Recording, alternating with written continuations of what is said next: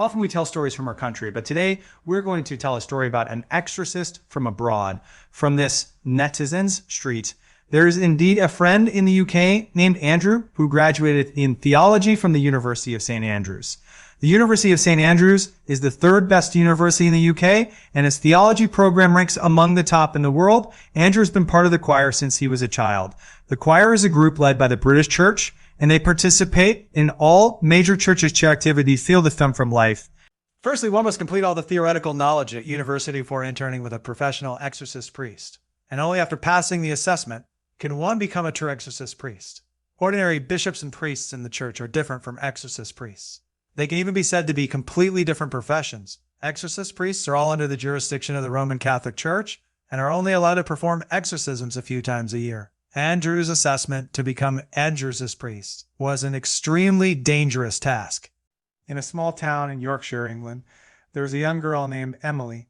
She was originally a very quiet girl, but suddenly became extremely irritable with immense strength, not recognizing her relatives and biting anyone she saw. 2 or 3 adults couldn't hold her down, and she no longer walked upright but crawled on the ground. Her body was covered in numerous large blisters. Crawling, she would make animal-like roars. Emily's family was at a loss, and they eventually turned to the local church's priest, and Andrew's thirst. As of with holy water, crosses, and exorcism scriptures rushed to Amy's home together. Before entering Emily's home, they prayed outside and sprinkled holy water around her house. After completing all this, they entered Emily's home. When they saw Emily, she was lying on the ground in a very strange posture, looking at them. The two were very vigilant and kept changing their positions. Andrew and the exorcist priest then went up to hold Emily, forcibly pressing her onto the bed and placing the cross on her chest. But Emily catches resistance priest has poor effect on Emily. Instead, Suddenly, Andrew was kicked away by Emily, and an invisible force pressed him down, making it impossible for him to get up. And he gradually felt short of breath. The exorcist priest, seeing this, immediately jumped onto Emily, took out a golden cross from his arms, and pressed it directly on Emily's head, pressing her head into the pillow at this time. Andrew, lying on the ground, felt the pressure on his body gradually ease, and he could breathe again, struggling to get up and hold Amy's feet. As the exorcist priest recited the scriptures, Emily finally stopped struggling and fell asleep. At this time, Andrew looked curiously at the golden cross in the exorcist priest's hand and asked him why this cross was so effective. The priest then told him that this was a holy pillar, blessed by the Vatican Sistine Church, brought back by the British bishop stationed in the Vatican and given to him as a sacred object. At first, he thought he wouldn't need this item, so he didn't take it out.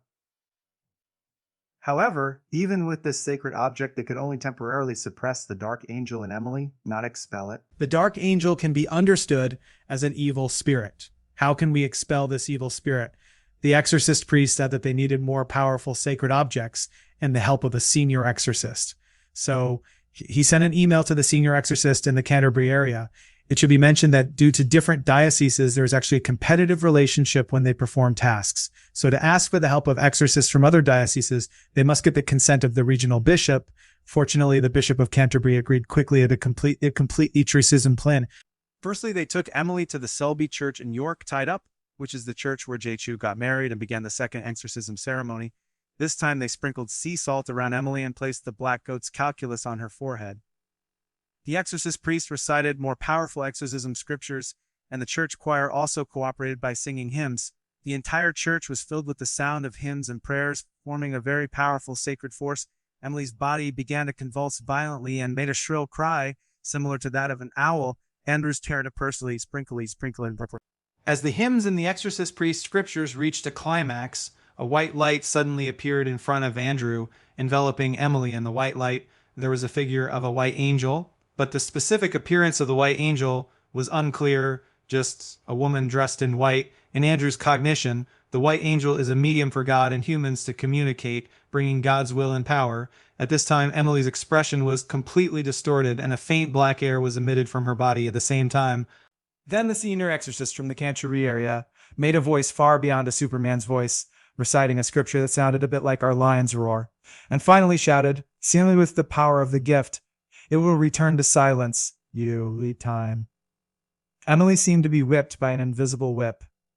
Looking very frightened, she looked at the church ceiling and kept spitting out a gray liquid from her mouth, and the black fog on her body also dispersed in a more frantic way. But when it met the exorcism ceremony was completed.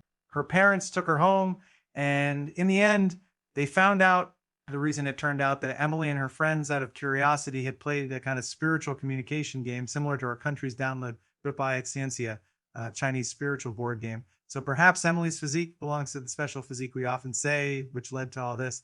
However, Andrew also successfully completed this task and became a formal exorcist. I really didn't have the opportunity to understand this. But as a story to listen to, I personally think it is quite novel.